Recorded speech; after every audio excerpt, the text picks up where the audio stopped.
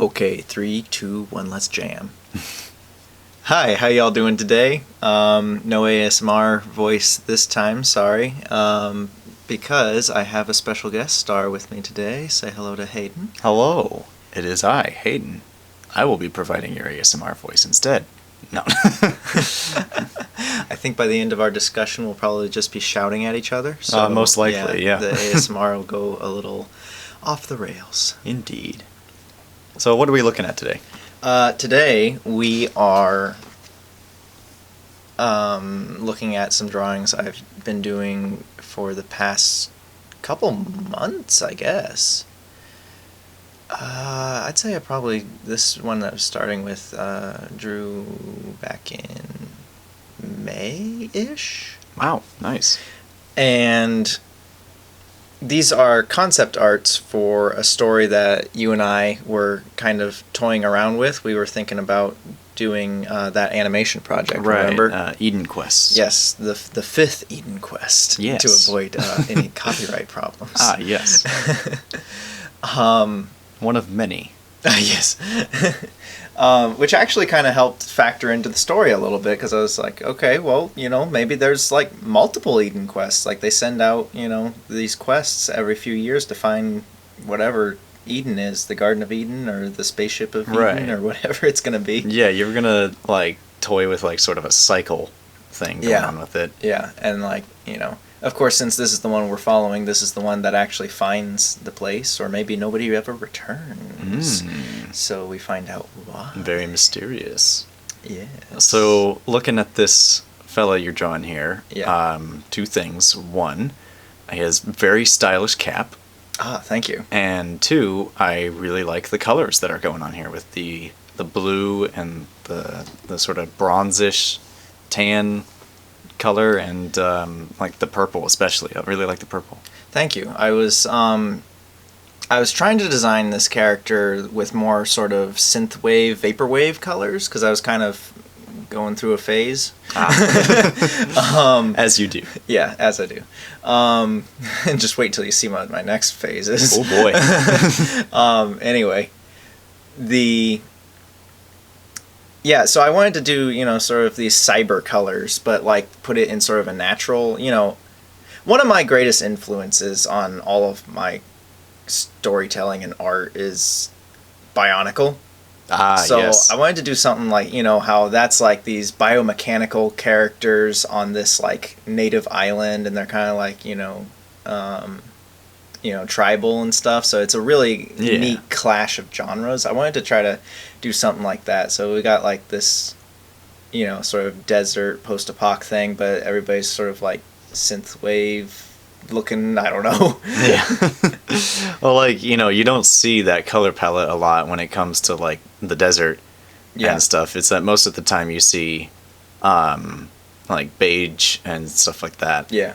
Thinking like Lawrence of Arabia or something. Yeah. But even in that film, they still use like a ton of colors and stuff. And, the one guy, he had like blue robes. Right. Fantastic colors. Yeah. And, it's kind of like a misconception that everyone assumes that, you're in the desert, you got to wear beige. Yeah. I think that comes from sort of like, going back to Lawrence of Arabia, the British Army and the French Foreign Legion, they would always, their uniforms would be... Right. And also it's a desert, so everyone assumes that you have like camouflage and stuff in the desert. And sometimes, it's pretty easy to get lost in the desert, so you kind of need some bright colors to get found, I guess, by other people. That's a really good point, Because, if you blend in with the sands and stuff, and then you collapse from dehydration, and then you're waiting for someone to come find you, and then they like walk right over you, maybe even step on you. Yeah. And, that's something with world building and culture is like, I see it in a lot of like medieval fantasy films. Everything's just like gray, and it's like that's not how an actual culture would. I mean, unless you have a very small culture of people who like very dull colors or something. A culture is gonna like be as vibrant as it can. Look at like like Mexican culture with like you know, all the colors that they have, or like, you know, even going back to the medieval thing, you know, they would have had tons of colors back then too, you know. It wasn't just, you know, reserved for royalty. Yeah, and a lot of it is like, you know, it's really interesting what you can say about the colors that people have and stuff, where you can like determine which materials and stuff are more difficult to get for colors. So, you know, for us, for the longest time, purple was like this dude here, his costume.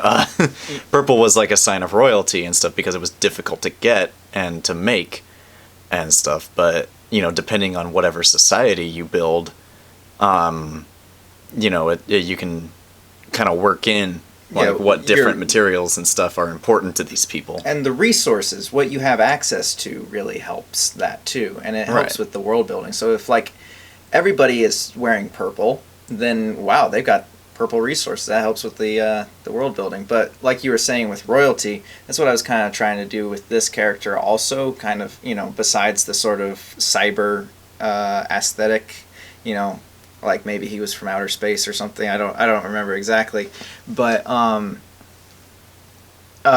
his name is like Bishop. So like he came from a tribe that like they send out a bishop, and then he gathers different people to go on the Eden quest with him, and that's like once every 100 years or something like that. Right. Also, the reason why it just showed the still frame of that one guy for a little while was because I hadn't. For some reason, I forgot to draw or record the drawing process. For yeah. These unfortunate. Were all different concepts for that same guy. Nice. Which one do you think you would be most interested in implementing? I really like the one on the left. I really like the two in the middle for like guards or something. Yeah, and that's what I was thinking too. The one on the right, I'd probably use him for a different character. Because I do like that design, but I didn't think it would work quite well for the character I was going for. He looks like a sort of like a vizier or something. Yes. But the one on the left I think is pretty good, but I think I drew him again one more time and implemented some more designs in him to that I like better. We'll see that one in a minute. Right. It's really interesting seeing the way that you you know, build these characters with, you know, this sort of stick figure as the base, because when I draw personally, for some reason I never use that. It takes me a lot longer, but I just kind of start with like a very specific thing of like either the eyes or like the hairline or something, and just kind of roll with it and stuff. But you definitely have like a lot more structure to the way that you start building these people, and I envy that. Well, I used to do that a lot when I was learning to draw. Like I think I started with like Transformers. I had like a book called "You Can Draw Transformers," and it's like, you know, that's not actually. Those aren't actually like, you know, people give those types of books a bad rap, but you know, they're good starting places to introduce you to the concepts. Yeah. As long as you continue to learn from there, you know, as long as you don't assume that that's, oh well, I can draw Transformers, my art is good now, I am the master. Well, once I stopped drawing Optimus Prime, you know, Transformers and Optimus Prime and whatever, you know, and started drawing humans, and I was like, nope, I'm still crap. But I hadn't used the stick figure method for a long time, unless I'm trying to do a specific pose or doing concept art on the digital drawing pad like I'm doing here. Yeah.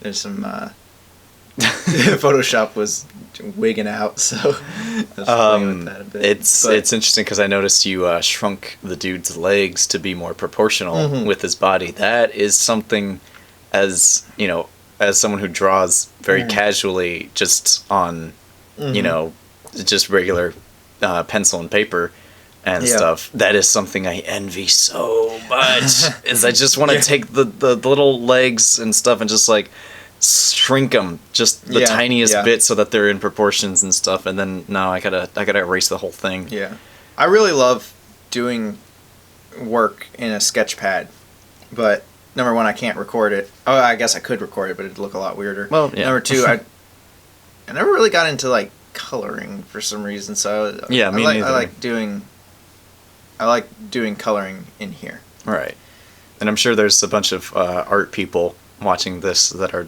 just rolling, like just rolling their eyes, like you're doing it wrong. It's like, you know, come on. This is just for fun. I don't. You can critique me if you want. Yeah, in fact, go ahead, tear my art up in the comments. I don't care. And you know, like the more you know, the more you learn. Yeah. Hey, maybe I'll actually learn something from it. So something really interesting that I really like that you're doing with these character designs is the colors of their skin. Yes. And stuff, just like the really interesting, like vibrant blues and reds and stuff like that. Yeah, I had been doing a lot of other like stories where it was like, you know, regular humans and whatnot. That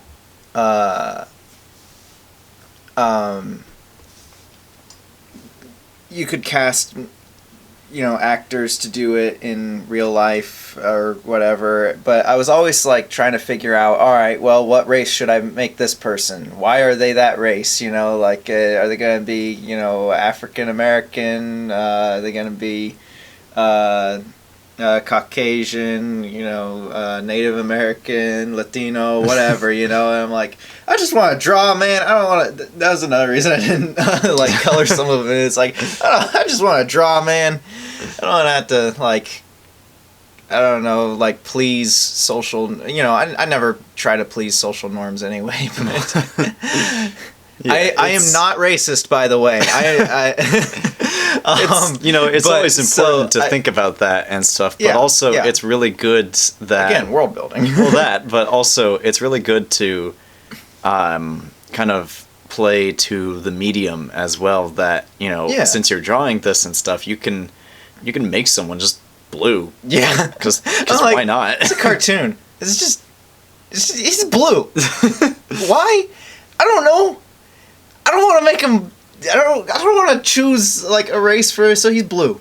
He's blue. Also, Hyperlight Drifter. Hyperlight Drifter is an incredible game. Incredible game, just beautiful. You can hear me gush about it on one of my other videos, but yeah, it's been a major influence, and the main character of that, he has blue skin also. So you know.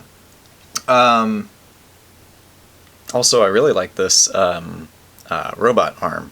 Thank you. That you've got going and stuff. It's especially the color on it. Thank you. Like I don't see that anywhere. Yeah, yeah, like we've been saying, I've been trying to like deviate with color a lot. I think that's like the main thing for this series. Also, I highly appreciate this dude's boots. Like, they're thank you. Curved. Well, this character, I want it to be like a cyborg, you know, and then so I was thinking like the bottom legs, they don't have to be like full size. They could just be like, you know, these skinny little, like you see on like prosthetic legs for people who do running, you know? Oh, yeah. I was just thinking like, you know, this character could have like much more like, you know, skinny legs that, you know, kind of set him apart as a cyborg. Yeah. And remember we were talking about possibly having a character who was like a the database guy? Well, not the database guy. The blue skin guy over there, he might be the thief, but no, there was like the artificial human or something like that. Yeah. And their quest to find out, you know, even though I'm not, you know, am I a man or am I a robot? These are legitimate questions. Yes. Stuff like that. So that was the concept for this character. Although I might make that character like this character here might be, you know, fully, you know, they've got cyborg parts, but then the artificial human like looks like a regular human, and then. So like Data or something. Oh like yeah, from like Star Data Trek from Next Star Trek. Generation. Yeah, something like that. Well, you're thinking like, you know, Ghost in the Shell. I watch a lot of anime. Indeed. But anyway, because why not? I guess, yeah. There's some good stuff out there, and they've got some crazy hair, like this fellow here. Yes. Now, what's interesting about this guy? I feel like I've drawn him before. He's like the deja vu character art, right? And I'm just like not really. Well, you know, sure. you do that a lot with like you draw someone and you're just like, well, this dude looks a lot like the other dude that I drew. Yeah. And stuff. So you think about it and stuff, and it's like reuse character designs. You know, there's nothing wrong like with design that. elements and like things, recurring design elements. Like and certainly a flamboyant fellow. Oh yes. So I decided to go flamboyant with his colors, but I'm not quite satisfied with the colors that he ended up with. Yeah. Also, anytime that I made them green, I would think that they would be like some sort of like orc or something, and I didn't want. Oh yeah. So I always had to find like a specific color of green. I do like that red on him, but I just thought he looked like Christmas colors or something. Yeah, it's all. Also, he sort of looks like a cross between like the Human Torch and Shaggy. What? Well, like, you know, he's got such a small neck, and like you know, he's got the chin. Yeah. Oh no, he's completely different. Okay. Throw me off for a second. Yes. His hair reminds me of, there was like a mad scientist in one of the Lego series. Dr. Inferno. Yeah, from like, it was like Secret Agents. Lego Agents. Lego Agents. Yeah. The follow up to Alpha Team. That was a fun hairpiece. Yeah. I wish I had that one. Yeah. But anyway, I tried to go more with that like really dark shading, like a heavy outline, heavy inking on some of these. Some of the Hellboy comics. Yeah. I love that sort of stylized artwork, and I want to try to do that more. Like with those previous ones that I did that were like vaguely inspired by Mobius and that game Sable, which I'm sure is also inspired by Mobius. Yeah. Maybe that character is also in. Maybe that character that I drew last time is also in this universe. Yeah. Who knows? We'll find out. Zooming out on the cyborg guy, he's looking at him now. He sort of reminds me of like Zuko, but if his starburn was robotic. You're right. I like it, and that's basically his character would probably end up being that same sort of character dynamic with the other characters. Like, oh man, I'm dark and edgy, but I want to be with the good guys. But Zuko, of course, pulls that off quite well because Avatar is greatly written. I need to stop complimenting Avatar every time I do one of these videos. Hey man, give credit where credit's due. Yeah. I like this dude's hair banana. I do not. I drew it and I was like, nah, that's dumb. But I'm gonna leave it there anyway, just because this is all concept art and not final character design. It's first draft. Yeah. This guy reminds me of what was that character? Just like his square head and stuff. I was about to say the square head and like the proportioning of his face for some reason reminds me of Atlantis. The guy I can't remember who he was who played him, but he was like the captain, the general guy. Yeah, the bad guy. Yeah. Hang on, pause. Action. He kind of reminds me of the bad guy in Miyazaki's Future Boy Conan TV series. Oh, the dude with like the marshmallow head. Yes. Yeah.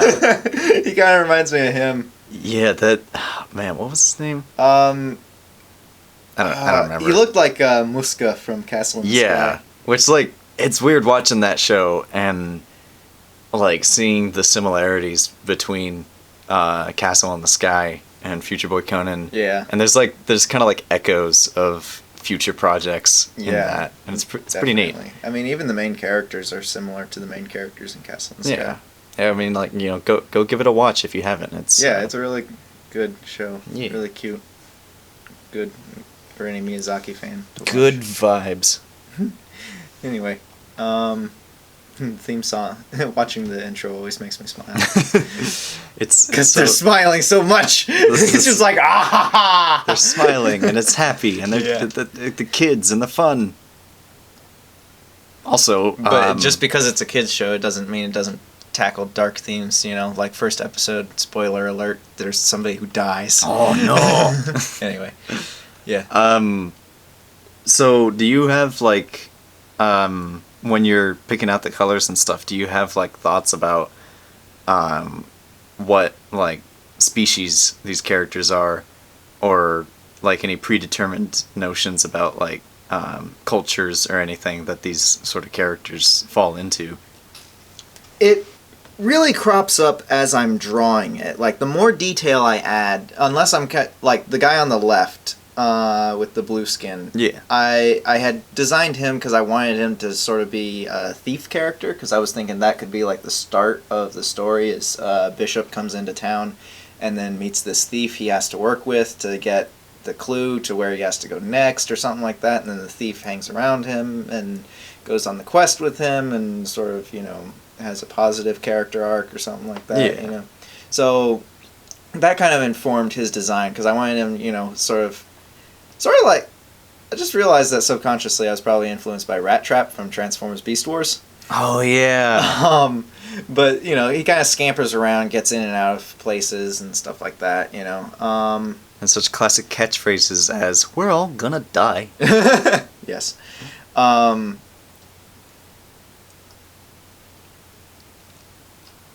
But you know, that kind of informed his character design. Is, you know, I wanted him to be able to like get around and you know, do things. But then like the big boots kind of symbolize, you know, he'll stand his ground if he needs to. Oh yeah. He prefers to run away. Yeah, I was wondering about like his leaner proportions on top. You know, kind of show how he can like get into small places, so he can, you know, pull off